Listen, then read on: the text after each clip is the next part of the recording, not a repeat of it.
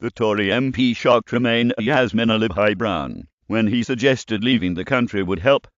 Speaking on the Daily Politics show, Milliseconds Ali-Brown said, "The sensible ones can see Brexit years are taking us over the cliff, so we are both frightened and already grieving for what might have been, had leave not won. It is very complicated for me, so Peter, you being so calm is not helping my grieving. I feel terrible." BBC host Joe Cobbin then asked if Marbone had any sympathy for the author who was seated beside him. He responded, "I have sympathy for people in that position, and there are some I do think counselling would be a good idea. Maybe leaving the country would help as well." The guests then erupted with laughter before Miss Ali-Brown said, excuse me, he has just put my blood pressure up even more.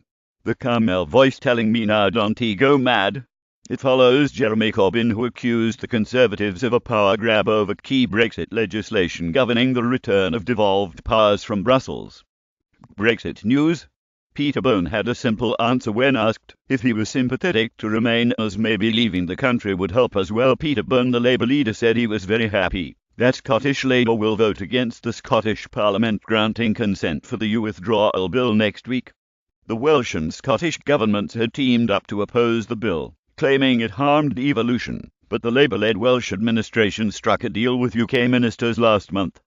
The Scottish government continues to oppose granting consent for the legislation, claiming that unless the controversial Clause 11 is removed, Holyrood's powers could be restricted by Westminster for up to 7 years.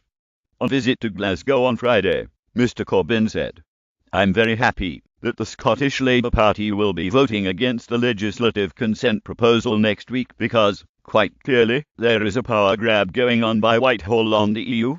Withdrawal. What they are doing is taking powers from Brussels that then ought to go to Scotland, Wales, and English regions and instead hoarding them in Whitehall. That is unacceptable to us, and we have made that very clear. We are a party of devolution.